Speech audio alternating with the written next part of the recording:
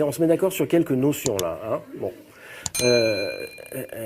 Faire passer la massification scolaire pour de la démocratisation scolaire, c'est vraiment nous prendre pour des bacs à douche. C'est comme l'égalité des chances. Hein. Égalité des chances, vous avez compris. Hein. L'égalité des chances, ça veut dire que pour le lièvre comme pour la tortue, la ligne de départ est la même. Ça nous fait une belle jambe. Hein. Et donc la massification, regardez. Je vais peut-être enlever ma... Il n'y a aucune signification dans ce geste. Juge, j'ai trop chaud. L'école, c'est un entonnoir. C'est un entonnoir. C'est-à-dire vous avez un certain nombre de personnes qui rentrent dans le système et puis vous avez une toute petite élite qui sort en haut pour nous diriger. Okay ? La démocratisation scolaire, si elle avait eu lieu, ça aurait dû donner ça. Regardez bien.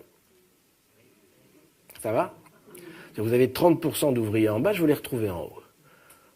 Là, ok, j'aurais dit respect, démocratisation scolaire, rien à dire. C'est pas ça qu'ils ont fait. Ce qu'ils ont fait depuis 50 ans, 60 ans maintenant, ils ont fait ça, regardez bien.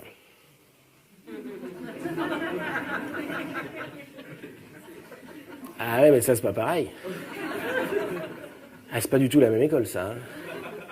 On a fait rentrer de plus en plus de gosses dans le système. Hein, la fin de l'école, vous savez qu'il y avait 2 écoles avant. Hein, et puis quand vous étiez en 6e, votre institut vous autorisait ou pas à aller à la grande école, et puis ou sinon vous alliez à l'usine. Tout ça on a arrêté hein, dans les années, je sais plus, le 53 ou je sais plus combien, le plan Langevin Vallon, tous ces machins-là. Le collège unique, c'est...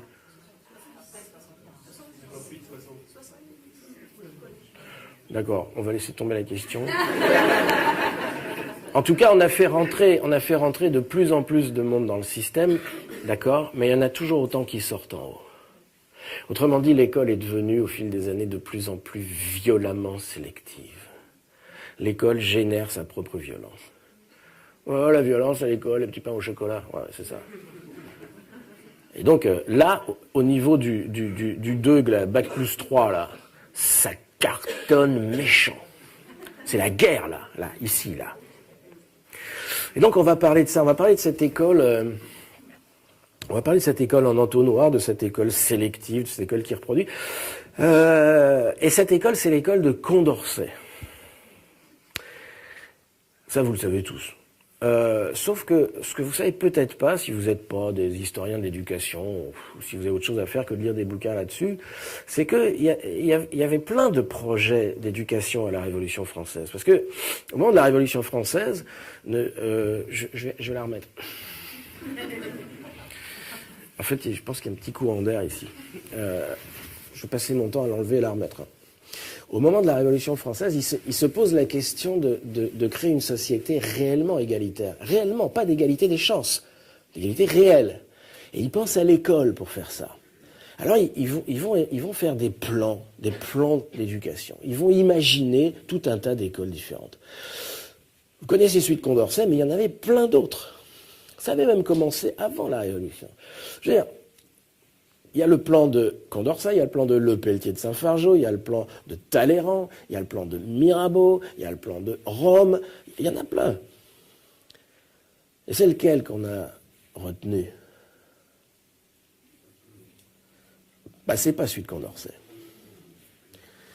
Le plan qui a été adopté par la Convention et qui était présenté par un gars qui s'appelait Robespierre, c'est le plan de Lepelletier de Saint-Fargeau. Le problème, c'est que le plan de Lepelletier de Saint-Fargeau, c'était pas du tout la même histoire que le plan de Condorcet, parce que Lepelletier de Saint-Fargeau était un des hommes les plus riches du royaume, il faisait partie de ces nobles qui étaient passés du côté de la Révolution, donc il savait comment ça se passe. Et il était bien placé. Et donc Lepelletier de Saint-Fargeau va imaginer un système qui crée réellement de l'égalité, c'est-à-dire qui empêche, pendant toute la scolarité, la moindre distinction possible entre 2 élèves.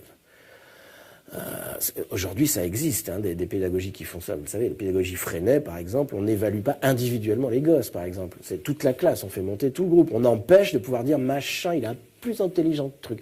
Parce que lui, il a 13,5, mais elle a 14 un quart. D'accord ? Bon. Donc, ça existe. Il y a des pédagogies, il y a des systèmes qui créent de l'égalité. Lepelletier de Saint-Fargeau, alors, par contre, question pédagogie, il a encore du boulot à faire. Hein. On est en 92, là.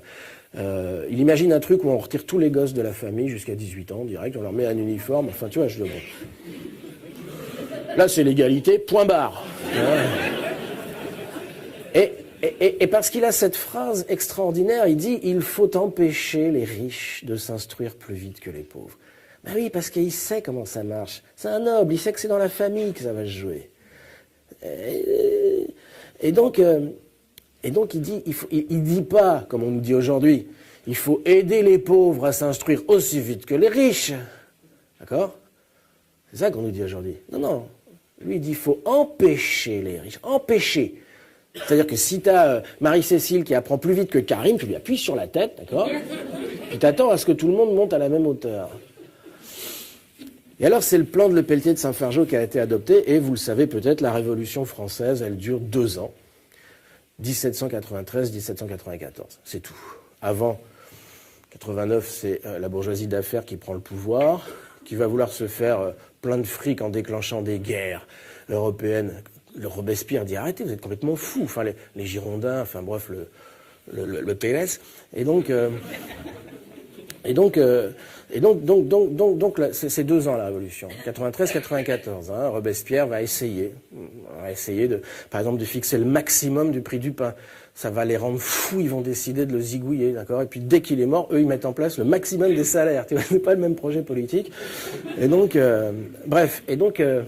donc ils vont mettre ce plan, il va être adopté, mais dès la fin de la Révolution, c'est-à-dire dès Thermidor, dès le 9 Thermidor, avec la liquidation de Robespierre par le comité de sûreté générale. Robespierre, c'est le comité de salut public. Hein. On ne va pas faire une conf sur la Révolution, hein, mais c'est pas lui hein, qui a envoyé à la guillotine. C'était le comité de sûreté générale. Là, il y avait Danton. Hein. Bon. Prof d'histoire. Et donc, pardon, excusez-moi de cette longue introduction qui n'est pas finie. Dès la chute de Robespierre, on va désadopter le plan de Lepelletier de Saint-Fargeau et on va mettre un plan qui convient bien mieux à la bourgeoisie d'affaires. On va mettre en place le plan de Condorcet. Le plan de Condorcet est complètement différent. Sauf que Condorcet a prévu des garde-fous qui ne seront pas mis en œuvre. Évidemment, ça je le raconte dans la culture 1. Le plan de Condorcet n'est pas du tout un plan qui crée de l'égalité. C'est un plan qui crée de l'élite. C'est un plan qui vise à démocratiser de l'élite. C'est ce qu'on appelle la méritocratie. Hein. Donc, le plan de Condorcet ne vise pas du tout à ce que chacun, l'égalité des savoirs, pas du tout. À ce que le plan de Condorcet, c'est pas que tout le monde puisse accéder au savoir, c'est que chaque enfant puisse aller aussi loin, aussi vite, aussi haut que son intelligence personnelle, que son talent, que son mérite, c'est-à-dire que sa famille lui permette d'aller sans être freiné par les autres. Hein. On est en train de zigouiller aidez-moi la carte scolaire, ces machins-là, pour avoir des classes homogènes. Et donc Condorcet, il y a des objections passionnantes à l'époque. Il y a des gens qui disent à Condorcet, monsieur le marquis, il y a un truc qui ne va pas dans votre plan, c'est quand même embêtant, ça fabrique une élite, votre truc. Et Condorcet a 2 réponses. D'abord, il dit, oui, c'est vrai, mais c'est pas grave si cette élite se met au service de la nation. Ouais. Et si elle s'y met pas? Pure supposition, hein. Pure supposition. L'élite en question, elle va grenouiller dans les grandes banques d'affaires pour couler la Grèce, par exemple. On fait quoi? On fait quoi? Et là, Condorcet n'a pas de réponse. Il dit, ah, attendez, moi, j'ai pas le temps, vous verrez, j'en sais rien. De toute façon, il faut que j'aille me faire guillotiner, tu vois, je veux dire. Et puis, il a une deuxième réponse, évidemment, qu'on a vue dans le cours de première année, c'est qu'il dit il faut tempérer ça par l'éducation politique des adultes. C'est ce qu'il appelait l'éducation populaire. Hein, Condorcet disait il faut 2 parties. Donc, il faut une école qui fasse l'instruction publique des enfants et surtout l'éducation politique des adultes pour avoir de l'égalité, pour conserver cette tension vers l'égalité, la démocratie et la République. Hein. Et Condorcet disait si vous ne faites pas ça, évidemment, on ne l'a pas fait. juste 3 ans après Auschwitz. Bon, mais si vous ne faites pas ça, Condorcet dit si vous ne faites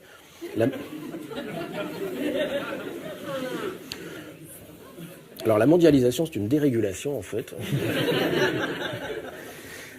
Si vous ne faites que l'instruction publique des enfants, vous allez, tenez-vous bien, vous allez simplement bâtir une société dans laquelle les inégalités seront désormais fondées sur les savoirs. Il avait tout compris, Condorcet. Il avait fait du parapente, il avait lu Bourdieu, enfin... Il avait tout pigé. Et donc c'est cette école-là qu'on a récupérée, qui est une école qui vise à fabriquer non pas de l'égalité, surtout pas de l'égalité, mais de la hiérarchie. C'est-à-dire des bons, des moyens, des mauvais, et de nous classer les uns par rapport aux autres.